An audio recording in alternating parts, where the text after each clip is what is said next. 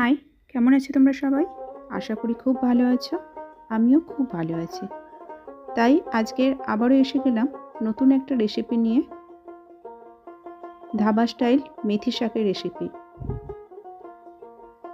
Cream বা কাজু বাদাম ছাড়া কিভাবে এই রেসিপিটি আমি বাড়িতে বানিয়ে নিই এবং যা স্বাদ হয় অসাধারণ, সেটাই আজকে শেয়ার করব তোমাদের সাথে। তাহলে চলো শুরু করা যাক আজকের রেসিপিটি। অবশ্যই ভিডিও শেষ পর্যন্ত আমার সাথে থেকো এবং স্কিপ করো না। স্কিপ করলে কোনো জিনিস যদি বাদ চলে যায় তাহলে কিন্তু এর টেস্টের হেরফের হয়ে যায়। তাহলে চলো শুরু করা যাক। প্রথমে একটা লোহার কড়াই আমি নিয়ে নিয়েছি, দিয়ে দিয়েছি সর্ষের তেল। অল্প করে সর্ষের তেল দিয়েছি। ফোড়ন হিসাবে দিলাম গোটা জিরে আর শুকনো লঙ্কা। গোটা জিরে ভাজা ভাজা একটু সেন্ট বেরোলে তারপরে দিয়ে দিলাম বেশ খানিকটা রসুন। রসুনটাকে আমি কুচিয়ে নিয়েছি, এতে প্রায় 12 থেকে 14টা রসুন আছে কোচানো।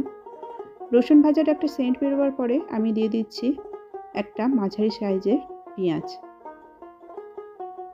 তোমরা যে যেরকম মেথি শাকের পরিমাণ নেবে সেই মতো মশলা কিন্তু বাড়িয়ে কমিয়ে নিতে পারো। পেঁয়াজটা একটু ভাজা ভাজা হয়ে এলে এরপরে দিয়ে দিচ্ছি মাঝারি সাইজের একটা টমেটো কুচানো। টমেটোটাকেও সমস্ত কিছুর সঙ্গে নাড়াচাড়া করে নেব যতক্ষণ না টমেটো একটু নরম হচ্ছে। এরপরে আমি পরিমাণ মতো লবণ, হাফ চামচ হলুদ গুঁড়ো, হাফ চামচ কাশ্মীরি লঙ্কা গুঁড়ো এবং হাফ চামচ ধনে গুঁড়ো অ্যাড করলাম। তোমরা লক্ষ্য করবে আমি কিন্তু এখানে জিরে গুঁড়ো অ্যাড করিনি। এবার সমস্ত রকম মশলাগুলোকে দিয়ে ভালো করে কষিয়ে নেব। সুন্দর করে কষিয়ে নেওয়ার পরে যখন মশলাটা একটা মাখো মাখো আকার নেবে, এই সময় আমি অ্যাড করব জল। জলটাকে দিয়ে আবার ভালো করে কষিয়ে নেব যতক্ষণ না মশলা থেকে তেল ছেড়ে আসে। দেখো মশলা থেকে কিন্তু তেল ছেড়ে এসেছে। এইবারে আমি দিয়ে দিলাম হাফ চামচের মতো চিনি, টেস্টটাকে ব্যালেন্স করার জন্য।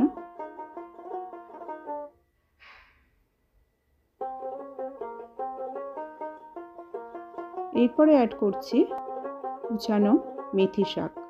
আমি মেথি শাকের ডাঁটিগুলো ফেলে দিয়ে শুধু শাকগুলোকে নিয়ে খুব ছোট্ট ছোট্ট করে কুচিয়ে নিয়েছি।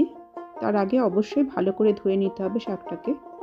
নেওয়ার পরে একটা ঢাকা চাপা দিলাম। ঢাকা চাপা দেওয়ার পরেই দেখো শাকটা কতটুকু হয়ে গেল। যেহেতু এখানে নুন ছিল তাই শাকটা জল ছেড়ে দিয়েছে এবং পরিমাণে অনেকটাই কমে গেছে। এবার সমস্ত মশলাগুলোর সাথে শাকটাকে ভালো করে মিশিয়ে নেব।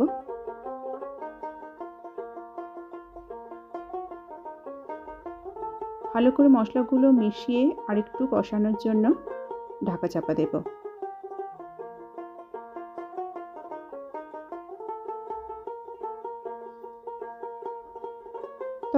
যতক্ষণ মেথিটা ওইদিকে হতে থাকছে ততক্ষণে আমি একটা পেস্ট বানিয়ে নেব। নিয়েছি 1 মুঠো কাজু বাদাম না, চীনা বাদাম, আর নিয়ে নিচ্ছি 2 চামচ বেসন। অল্প করে জল দিয়ে এটার একটা পেস্ট বানিয়ে নেব।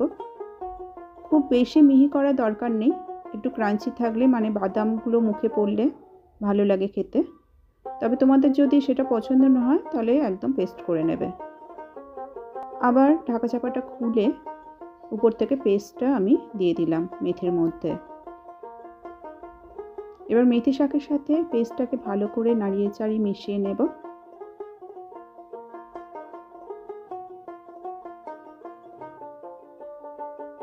দিয়ে দিচ্ছি মশলা ধোয়া অল্প করে জল। আবার ভালো করে মিশিয়ে নেব। দেখবে বেশ গাঢ় গাঢ় হয়ে আসবে। এই সময় কিন্তু আমাকে আরও একটু জল মিশিয়ে দিতে হবে। তোমরা যে যতটা গ্রেভি খাবে সেই অনুযায়ী জলটা মেশাবে।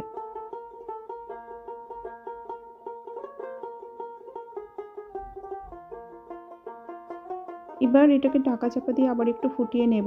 দেখো ফুটে গেছে এবং বেশ একটা থকথকে ভাব চলে এসেছে। বেশ গ্রেভিটা খুব সুন্দর হয়েছে। এবার আমি অ্যাড করছি হাফ চামচ গরম মশলার গুঁড়ো আর দিচ্ছি ফ্রেশ ধনেপাতা। আবার ভালো করে একটু মিশিয়ে দেব। ইতিমধ্যে খুব সুন্দর একটা সেন্ট বেরোচ্ছে। তোমরা যারা অনেকেই মেথি শাক একটু তেতকোটে লাগে খেতে বলে তাই খেতে চায় না, হ্যাঁ এরপরে দিয়ে দিচ্ছি 1 চামচ ঘি। এটা অপশনাল, তোমরা দিতেও পারো বা নাও দিতে পারো, কিন্তু দিলে একটা খুব সুন্দর ফ্লেভার আসে, খুব সুন্দর, মানে রুটির সঙ্গে জাস্ট জমে যায়।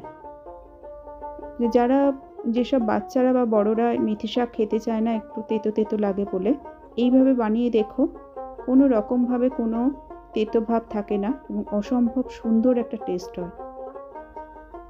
অপূর্ব স্বাদের এই ধাবা স্টাইল মেথি শাক তোমরা অবশ্যই বাড়িতে ট্রাই করবে। রুটি বা ভাতের সাথে দারুণভাবে জমে যায় এই প্রিপারেশন। তোমরা বাড়িতে ট্রাই করে অবশ্যই আমাকে জানাবে। তাহলে আর কি, আজ তবে এইটুকু। এসে যাব পরের দিন নতুন কোনো রেসিপি নিয়ে। ততক্ষণ তোমরা সবাই ভালো থেকো, সুস্থ থেকো, সবাইকে ভালো রেখো। আর এতক্ষণ আমার সাথে থাকার জন্য থ্যাংক ইউ।